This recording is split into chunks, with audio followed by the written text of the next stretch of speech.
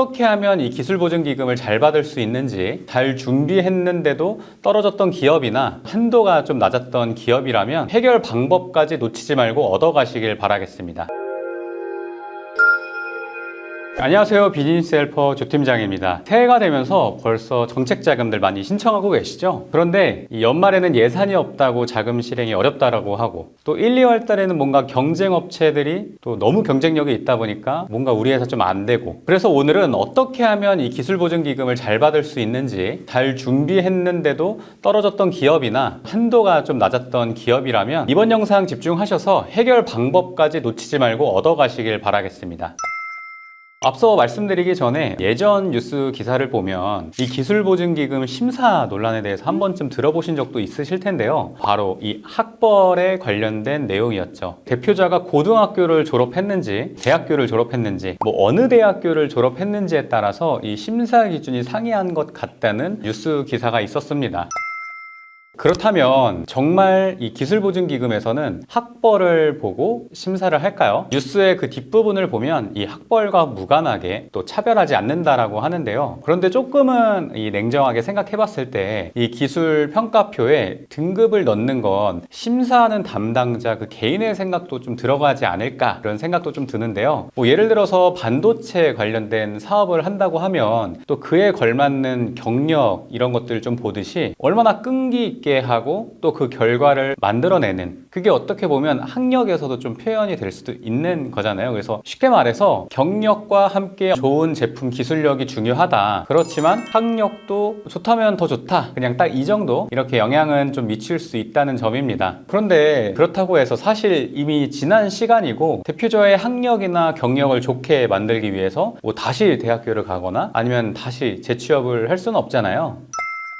그래서 이 학력 리스크가 있다면 점수를 만회할 수 있는 방법은 어떤 게 있을까요? 우선은 기술보증기금에서 원하는 항목들을 미리 알고 준비하는 것입니다. 여기 보시면 이 기술평가 항목이 있습니다. 총 4가지 대항목을 확인하시면 되는데요. 첫 번째로는 이제 경영진 역량. 제일 먼저 이 경영진 역량을 좀 봅니다. 그래서 동업종 경험 수준이라던가 지식 수준, 기술 이해도, 기술 인력 관리, 경영 관리 능력, 기술 경영 전략, 경영진의 어떤 전문 지식 수준이나 자본 참여도, 경영주와의 관계 및 팀워크. 몇 가지 얘기하자면 평가 지표를 잘 받기 위해서 이 학력이 좋지 않아도 경력이나 팀 역량으로도 충분히 대처가 가능합니다. 두 번째로는 이제 기술성입니다. 이 기술개발 전담 조직, 그리고 기술 인력, 기술 개발 및 수상 실적, 그리고 지식재산권 등 이 보유 현황, 그리고 이 연구개발 투자, 이 항목들을 보면 이 기업부설연구소나 이 연구개발 전담부서, 그리고 벤처기업 인증, 또 어떤 특허 같은 것들을 좀 준비하면은 굉장히 도움이 되겠다 이런 생각이 드시죠. 그리고 기술의 어떤 차별성이나 모방의 난이도, 수명 주기상 어떤 위치, 그리고 기술의 완성도나 기술적 파급 효과, 내가 사업을 하고자 하는 그 제품이나 서비스의 어떤 기술력에 대해서 객관적으로 좀 표시를 해주고요. 그리고 시장에 있는 제품 대비 저렴하거나 성능이 좋거나 편리하거나 시장에 없는 제품이거나 이런 내용들, 제품에 대한 차별성을 명확히 하는 사업계획서를 준비해 주시는 게 중요합니다. 그리고 이 세 번째로는 이 시장성입니다. 목표 시장의 규모, 시장의 성장성, 경쟁 상황 인지도, 시장의 점유율, 위의 내용을 준비하기 위해서 이 탐샘솜이라고 하는 내가 판매하고자 하는 시장의 규모를 좀 알아야 되고요. 내가 판매하고자 하는 그 대상이 어떤지 이런 점검도 필요합니다. 그리고 네 번째로는 이 사업성입니다. 생산 역량이라던가 자본 조달 능력, 마케팅 역량, 판매처의 다양성 및 안정성, 투자 대비 어떤 회수 가능성, 위의 내용을 통해서 내가 기획하고 있는 좋은 제품을 생산할 수 있는 능력과 또 이거를 판매할 수 있는 그 능력을 봅니다. 그래서 내가 생산 쪽에 경력이 있다면 적극 어필해 주시고요. 또 마케팅 능력이 뛰어나다면은 과거의 그런 좋은 사례들, 데이터들로 증빙을 하는 게 중요합니다. 결국 기술보증기금에서는 이 학벌도 중요하게 보긴 하지만 그 외적으로 점수를 얻을 수 있는 부분에서 점수를 많이 받을 수 있습니다. 그래서 이 기술보증기금은 앞으로 내가 이 기술을 가지고 어떻게 사업을 하겠다, 미래지향적인 평가이기 때문에요. 이 부분을 좀 집중하셔서 하나씩